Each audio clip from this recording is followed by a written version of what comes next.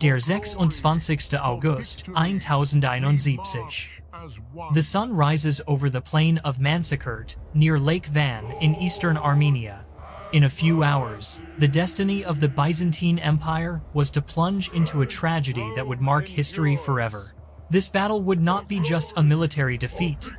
It would be an act of treason that would open the gates of Anatolia to the Turks and sound the death knell for Byzantine power. The Byzantine Empire of 1071 bore little resemblance to the glorious Byzantium of Justinian. For decades, the eastern frontiers had been bleeding under the relentless attacks of the Seljuk Turks. These nomads from the steppes of Central Asia had embraced Sunni Islam with a warlike fervor that chilled the blood of Anatolia's Christian populations.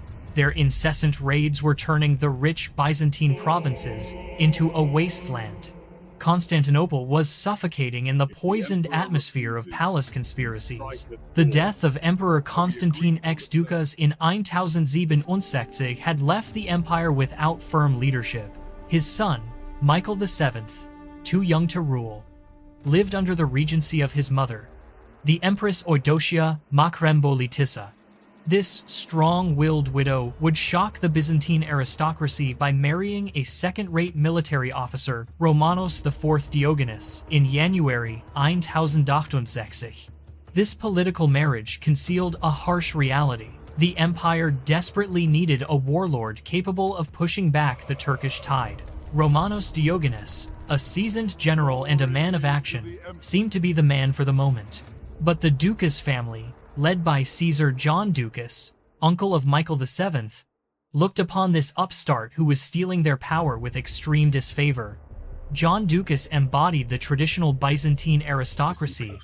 A wealthy landowner from Thrace and Bithynia, he commanded a considerable fortune and a sprawling network of influence. His opposition to Romanos Diogenes was not merely personal, it reflected the contempt of the old civil nobility for the military. This internal division would prove fatal.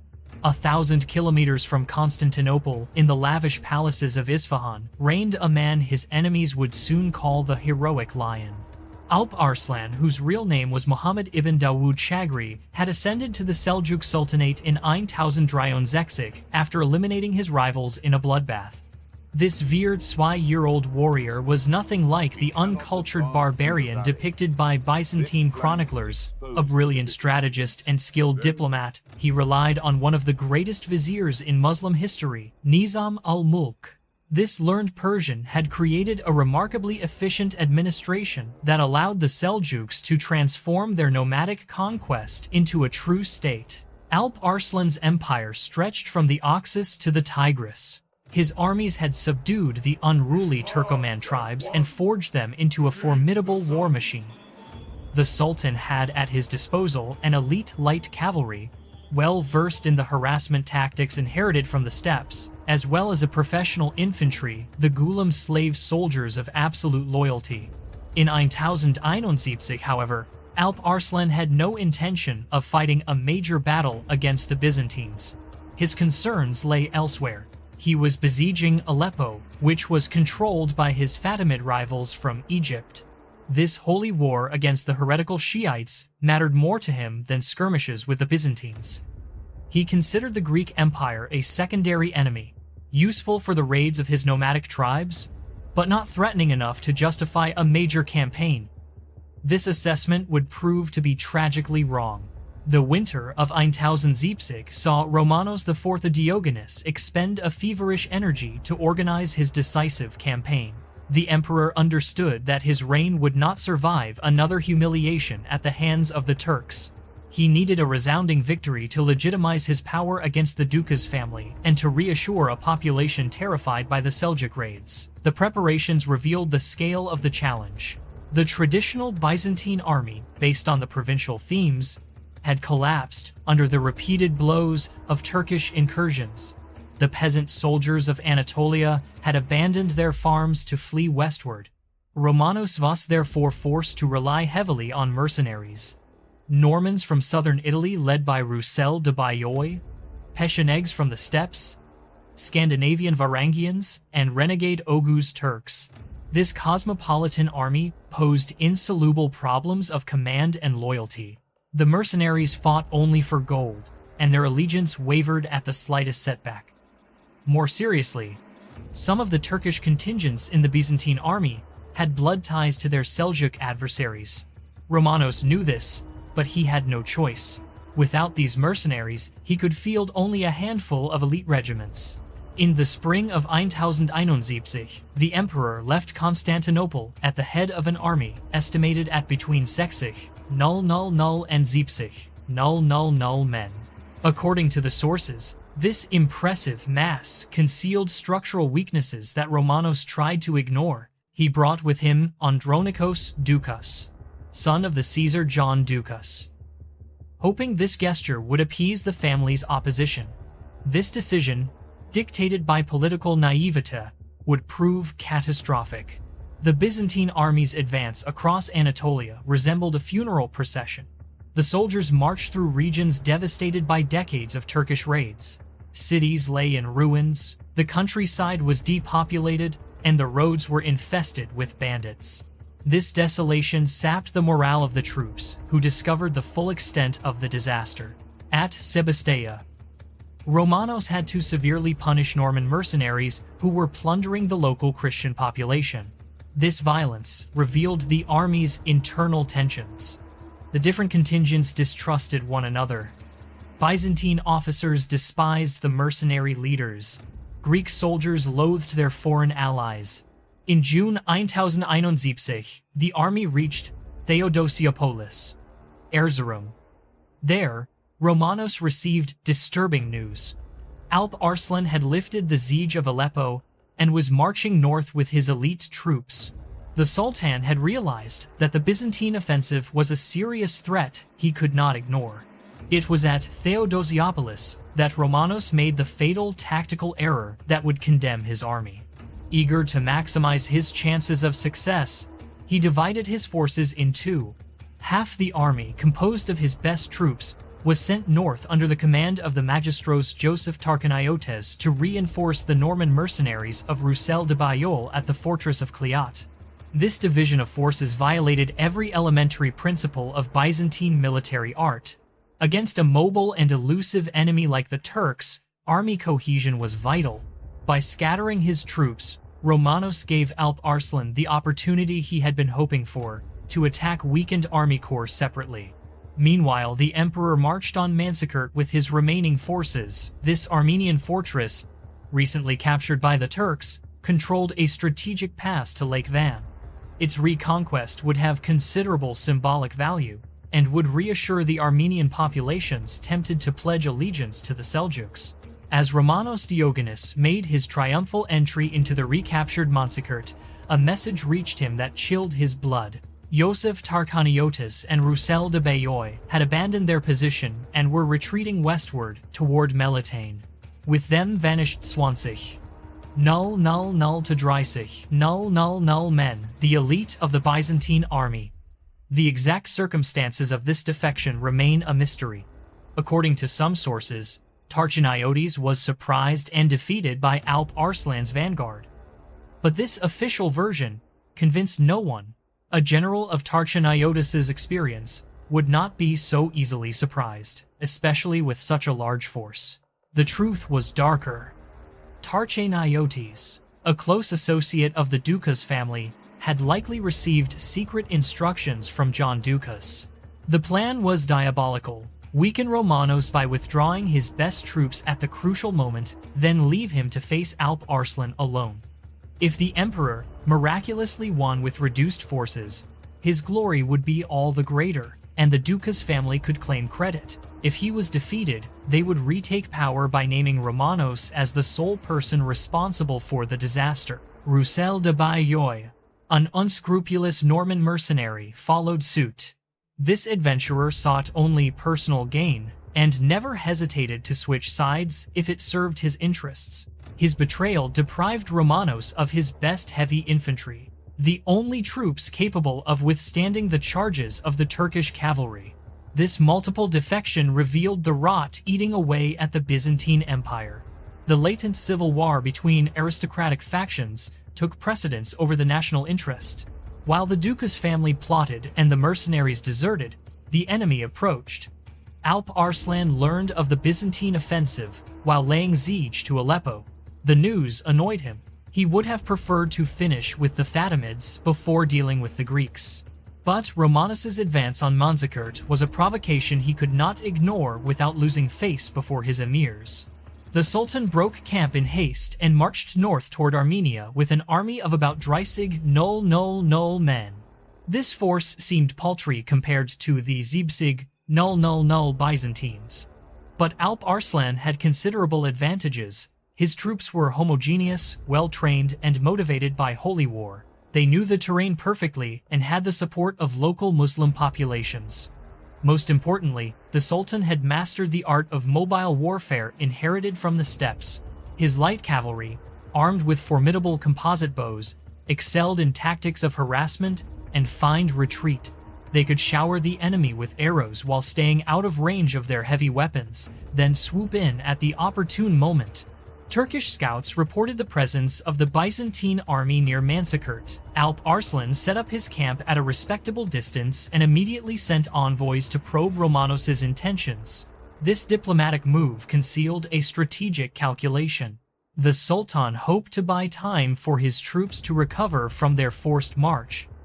The negotiations revealed the contrasting personalities of the two leaders. Alp Arslan, a shrewd diplomat, proposed an honorable peace. He would give up Manzikert in exchange for the fortress of Hierapolis in Syria. This generous offer showed his reluctance to fight an uncertain battle when his real enemies, the Fatimids, awaited him in the south. Romanos Diogenes brutally rejected his overtures. The emperor had traveled hundreds of kilometers and invested a fortune in this campaign. He could not return to Constantinople empty-handed without exposing himself to the ridicule and machinations of his enemies.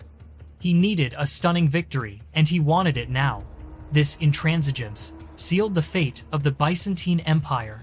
By refusing to negotiate, Romanos condemned his army to face an adversary who had only asked to avoid a fight.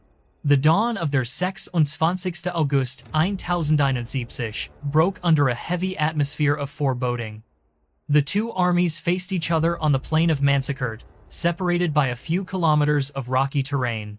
On the Byzantine side, anxiety grew as news trickled in. Oghuz Turk mercenaries had just deserted to join their Seljuk brethren, further weakening Romanos's forces. The emperor deployed his army according to age-old Byzantine traditions. In the center, he personally took command of the elite regiments, the Sholay, the Varangian Guard, and the last remnants of the old themes. On his right, Theodore Alyates led the wing composed of Pechenig mercenaries and Armenian troops. On the left, the veteran Nikephoros Bryennios commanded a mixed corps of loyal Normans and Greek soldiers. More ominously, Romanos entrusted the rearguard to Andronikos Dukas, the son of his sworn enemy. This decision, dictated by a concern for political reconciliation, placed the army's fate in the hands of a potential traitor.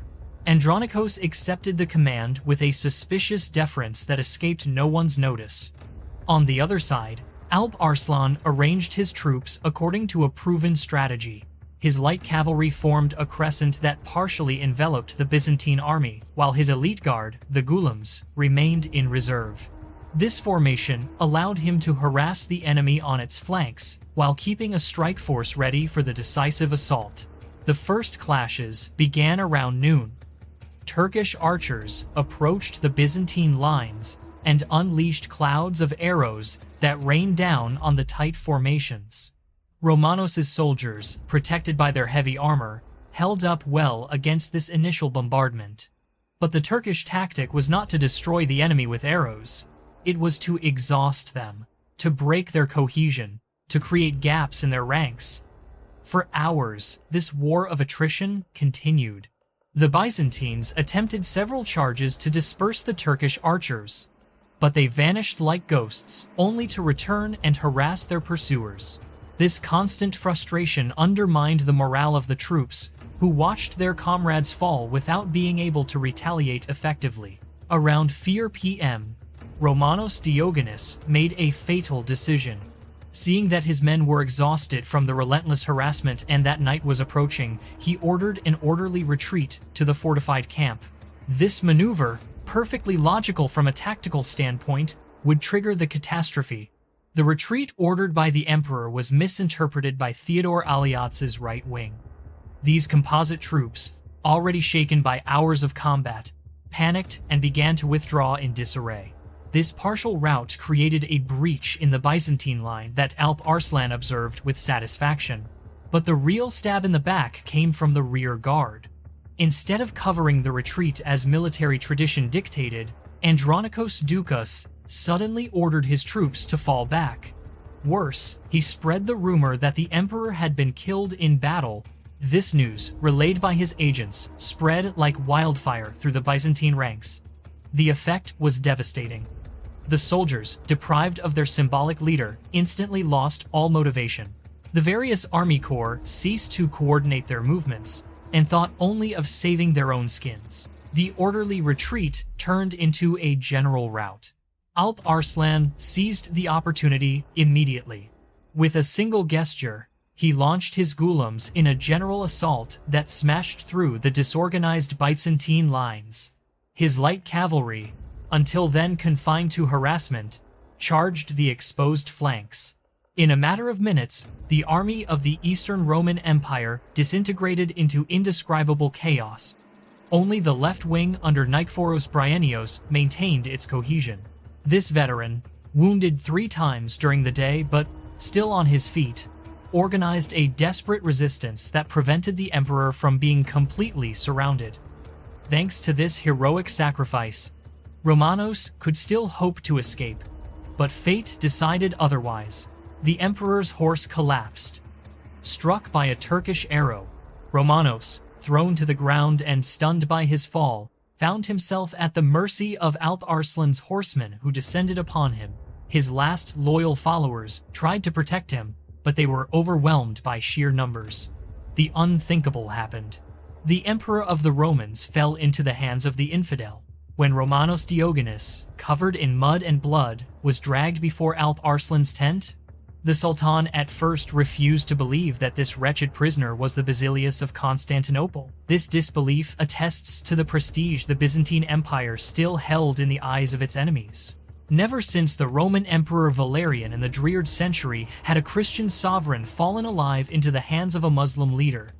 The scene that followed revealed the greatness of Alp Arslan's character. According to Eastern tradition, he placed his foot on Romanos's neck to mark his submission. But once this ritual gesture was complete, he treated his prisoner with perfect courtesy. The Sultan had the emperor washed and clothed, offered him a sumptuous meal, and engaged him in a now famous conversation. "What would you do with me if I were brought to you as a prisoner?" Alp Arslan asked. "Perhaps I would have you executed, or I would parade you through the streets of Constantinople," Romanos replied with brutal frankness. "Then a crueler punishment awaits you," the Sultan retorted with a smile. "I forgive you, and I grant you your freedom." This magnanimity was not just generosity, it was part of a refined political calculation. Alp Arslan understood that a humiliated but living emperor would be more useful to him than a dead martyr. Romanos, grateful for his clemency, would naturally be inclined to negotiate a treaty advantageous to the Seldschuks. The talks lasted a full week. The treaty finally signed revealed the extent of the Byzantine defeat. Romanos agreed to pay a personal ransom of 1.5 million gold pieces, an astronomical sum that would drain the imperial treasury. He also pledged to pay an annual tribute of 360 gold pieces and to provide auxiliary troops for Alp Arslan's campaigns. Finally, and perhaps most humiliatingly, he promised to facilitate the passage of Muslim pilgrims to Mecca through Byzantine territory. In return, Alp Arslan pledged to release all Byzantine prisoners, to respect the territorial integrity of the empire, and to come to Romanos's aid in the event of an internal rebellion. This last clause demonstrated the Sultan's foresight. He sensed that the emperor would face serious difficulties upon his return. On August Dreissig, Romanos Diogenes left the Seljuk camp, escorted by a guard of honor and laden with gifts. This ostentatious generosity was part of Alp Arslan's propaganda. It demonstrated his moral superiority over the Byzantines and made a favorable impression on Muslim opinion. While Romanos was negotiating his freedom, Constantinople descended into chaos. The news of the defeat at Manzikert and the emperor's capture caused a general panic. Nobles barricaded themselves in their palaces. The middle class hid their valuables. The common people crowded into churches to implore divine protection. John Dukas seized this opportunity with the consummate skill of a Byzantine courtier. Surrounded by his supporters, he had his great-nephew Michael proclaimed the sole legitimate emperor and had Romanos's marriage to Empress Eudocia annulled. The empress, under duress, accepted monastic exile to save her life. The Duca's propaganda machine portrayed Romanos as a usurper punished by God for his crimes. His defeat became proof of his illegitimacy. His capture, the punishment for his pride. This smear campaign prepared public opinion for the physical elimination of the fallen emperor. When Romanos approached Constantinople in early October 1071, he discovered with bitterness that his troubles were only just beginning. The capital's gates were closed to him, and his supporters had either fled or been imprisoned. His treasury had been seized. The man who had hoped to return a hero found himself an outlaw in his own empire. Worse, Andronikos Dukas, the traitor of Manzikert, was waiting for him near Adrianople with a small army. The scoundrel who had caused his emperor's defeat now dared to fight him openly. The ensuing battle quickly turned in favor of the Dukas' forces. Romanos, deprived of support, was forced to surrender after a symbolic resistance. What followed was pure horror. John Dukas, this pillar of the Byzantine aristocracy, had the fallen emperor's eyes put out, in accordance with Constantinopolitan tradition. This mutilation, meant to permanently bar Romanos from claiming the throne, was carried out with refined cruelty. The executioners used boiling water to slowly destroy his eye sockets. Romanos IV Diogenes, emperor of the Romans, victor of 1,000 battles, sank into an agony that would last for months. Exiled to the island of Proti in the Sea of Marmara and deprived of medical care, he succumbed under führte August 1072 in atrocious suffering. His death marked the symbolic end of Byzantine resistance to the Turkish invasion. The betrayal at Manzikert had consequences that went far beyond the personal fate of Romanos Diogenes. By eliminating the only emperor capable of organizing military resistance, the Dukas family unwittingly opened the gates of Anatolia to the Turkish tribes. Alp Arslan, faithful to the terms of the treaty, did not undertake a systematic invasion of Byzantine lands, but he could not control the tens of thousands of Turkoman nomads who spontaneously surged westward, drawn by the riches of Anatolia. These independent raiders, led by chiefs like Suleiman ibn Kutalmish, settled in the abandoned valleys and created de facto emirates. The Byzantine Empire offered no organized resistance to this infiltration. Michael VII, a puppet emperor manipulated by his great-uncle John, proved incapable of governing. His reign, marked by runaway inflation that earned him the nickname Parapanix, less a quarter, saw the collapse of the provincial administration. The old themes of Anatolia, deprived of military protection, were emptied of their Christian population. Greek peasants fled to the coast or to Constantinople, abandoning their lands to the newcomers. In just a few years, the 1,000-year-old demographic balance of Asia Minor shifted definitively in favor of the Turkish element. This transformation was not only demographic but also religious. The Turkoman tribes brought with them a mystical and popular form of Islam that appealed to many disillusioned Christians. Conversions multiplied, encouraged by the tax advantages granted to Muslims and by the weakness of the local Orthodox Church. In 1073, the former mercenary Roussel de Bayol attempted to carve out a personal kingdom in Anatolia with his Norman soldiers. This adventure revealed the degree to which Byzantine authority had decomposed a European condottiere could defy the emperor with impunity in his own provinces. It took the intervention of the Turks themselves to eliminate this usurper. The death of John Dukas around 1000 opened a period of endemic civil war that completed the ruin of the empire. 3 generals vied for the throne. Nikephoros Bryennios, the grandson of the hero of Manzikert, Nikephoros Botaniades, and Alexios Komnenos. This military anarchy benefited only the Turks, who methodically extended their control over central Anatolia. Alexios I Komnenos, who finally prevailed in 1081, inherited an empire reduced to a coastal strip in Asia Minor. This energetic and intelligent ruler understood that he could not restore Byzantine power with his own forces alone.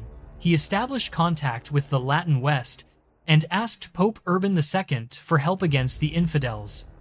This appeal led, in 1095, to the preaching of the First Crusade. The Western barons, motivated by the hope of plunder and the salvation of their souls, poured into the divided Muslim East. Their temporary victories in Syria and Palestine restored some prestige to Byzantium, but Anatolia remained largely Turkish. The Sultanate of Rum, founded by Süleyman ibn Kutalmış at Nicaea and later moved to Konya, became the matrix of the future Ottoman Empire. This durable political creation demonstrates that the Battle of Manzikert did not just open Anatolia to Turkish raids. It enabled the permanent settlement of a people and a civilization.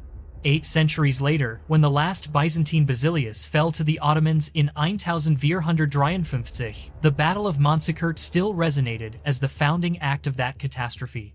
Modern Turkish historians celebrate this victory as the birth of their nation in Anatolia. The Çamlıca Mosque in Istanbul, inaugurated in 2019, features 4 minarets that are 107 meter high. This precise measurement commemorates the year 1071. This selective memory obscures a darker truth. Manzikert should never have happened. If Romanos Diogenes had accepted Alp Arslan's peace offers, history might have taken a different course. If the Dukas family had put the national interest before their personal ambition, the empire would have kept its defenders. If Andronikos had not betrayed at the crucial moment, the battle could have turned out differently. For contrary to legend, Manzikert was not a confrontation between the cross and the crescent, between east and west, between 2 irreconcilable civilizations. It was the product of a series of personal calculations, tactical errors, and political betrayals that plunged a 1,000-year-old empire into ruin. The true tragedy of Manzikert lies in its avoidability. The Seldschuks were not barbarians thirsting for Christian blood, they were pragmatic politicians ready to compromise. Alp Arslan himself demonstrated this through his magnanimity toward the captive Romanos. But Byzantine divisions made any negotiated solution impossible. The story of Manzikert offers timeless lessons on the dangers that threaten any divided society in the face of external adversity. The Byzantine Empire of 1071 still possessed the human and material resources to resist the Turks. Its well-commanded armies maintained their tactical superiority.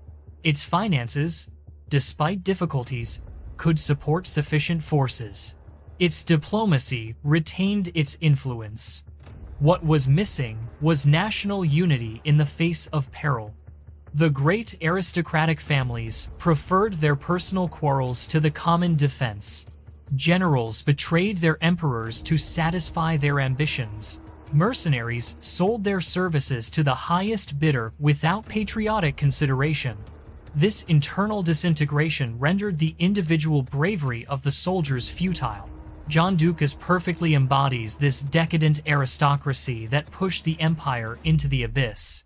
This cultured and intelligent man was clear-sighted enough to understand the Turkish danger, rich enough to contribute to the war effort, and influential enough to rally public opinion. But his clan's calculations prevailed over the general interest. By eliminating Romanos Diogenes, he believed he was serving his family. He condemned his empire. Andronikos Doukas represents an even more contemptible category, the traitor out of cowardice. This young man had no personal excuse for abandoning his emperor in battle. His defection brought him no lasting benefit and contributed to the ruin of the social order from which he benefited. His betrayal was an act of pure spinelessness. Conversely, men like Nikephoros Bryennios show that another path was possible.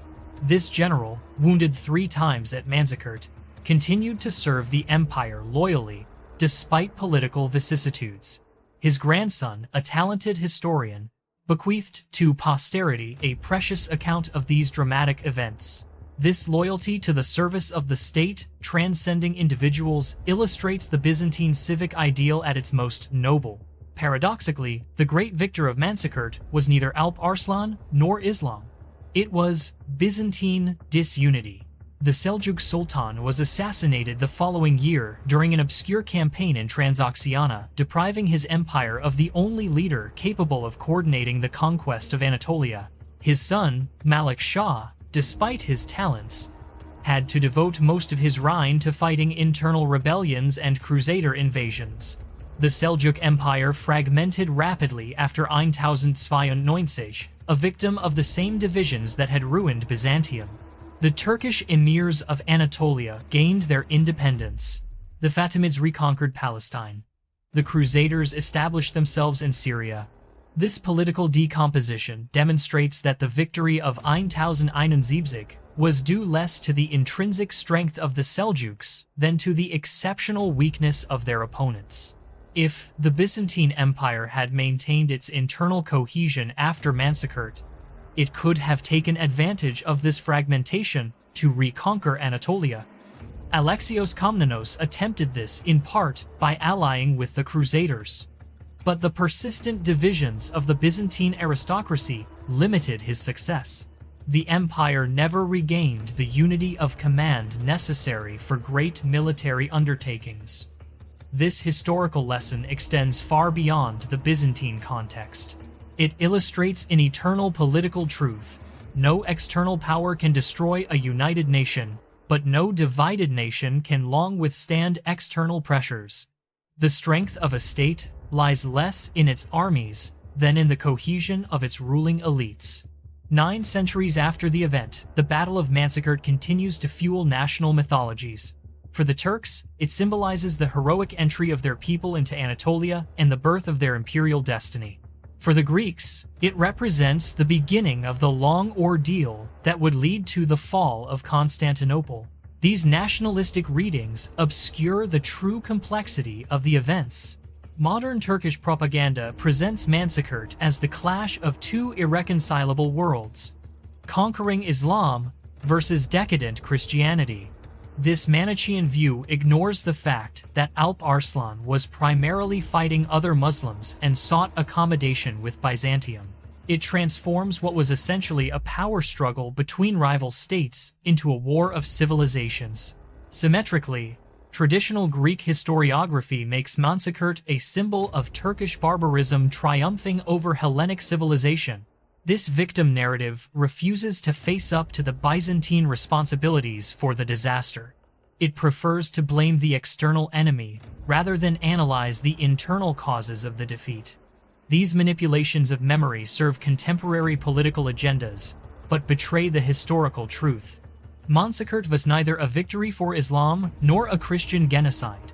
It was a battle lost by a divided empire against an adversary who only wanted to negotiate. The supreme irony of this story lies in its denouement. John Dukas, the architect of the betrayal at Manzikert, did not enjoy his crime for long. His great-nephew Michael VII, the puppet emperor he had brought to power, proved incapable of governing. Monetary inflation ruined the empire. Military rebellions multiplied. Central authority crumbled. In 1078, Michael VII was overthrown by the general Nikephoros Botaniates, who, ironically, relied on Turkish auxiliaries. John Dukas, forced into monastic exile, watched helplessly as the order he thought he was defending collapsed. He died around 1081 Zol obscurity and bitterness, aware that he had destroyed what he claimed to be saving. Andronikos Dukas, the traitor of Manzikert, met an even more miserable fate. After serving several successive emperors with the same versatility, he was finally executed in 1077 on the orders of Nikephoros Bryennios, the very man who had saved Byzantine honor at Manzikert. This belated justice repaired nothing, but it symbolized the moral condemnation of treason. Romanos IV Diogenes, the betrayed emperor, paradoxically became a legendary figure of Byzantine resistance. Later chroniclers, forgetting the criticisms of his contemporaries, made him the last hero of a dying empire. This posthumous rehabilitation gave him back neither his life nor his throne, but it testified to the Byzantine nostalgia for a time when the empire still had defenders. On der 26. August 1071, on the dusty plain of Manzikert, it was not just two armies that clashed, but two conceptions of the state and of power. On one side, Alp Arslan embodied unity of command, tribal cohesion, and personal loyalty to the leader. On the other, Romanos Diogenes represented a Byzantine empire eaten away by factions, undermined by betrayals, and weakened by its internal divisions. The Seljuk Sultan's victory was not a testament to his military superiority. His forces were outnumbered, but to his ability to maintain unity in his camp.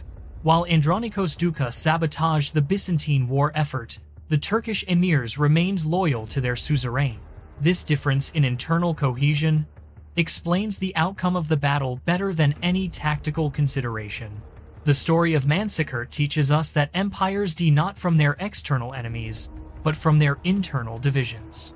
The Eastern Roman Empire survived this defeat for another 4 centuries, but it never truly recovered.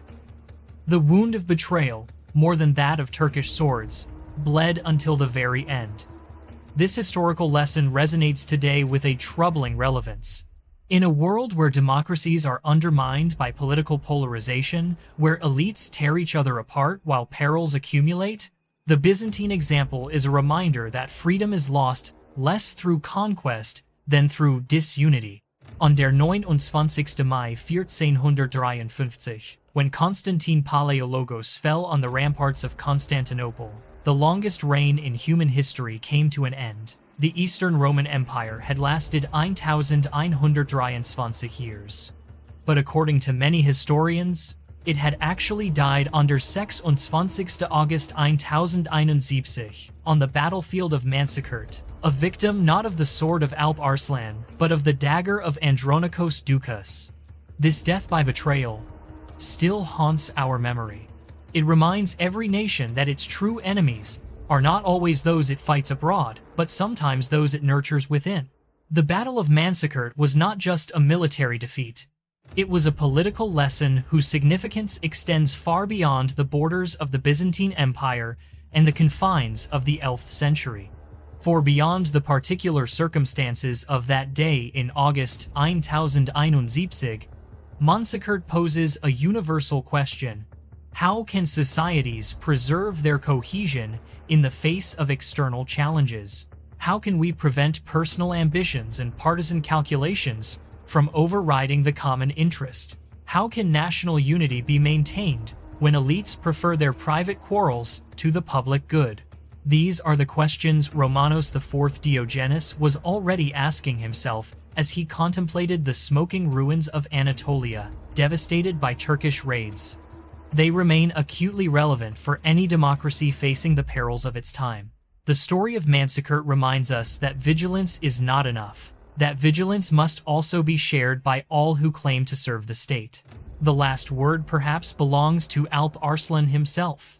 When the great Sultan was assassinated the following year, his final words were reportedly, "Yesterday, when I was on the throne, I believed I was the master of the world. Today, I am not even master of 6 feet of earth." This meditation on the vanity of earthly power could have been uttered by any of the protagonists of this Byzantine tragedy. For Manzikert was a tragedy in the Greek sense of the term. The fall of high-ranking men plunged into misfortune by their own flaws. Romanos Diogenes perished a victim of his political naivete.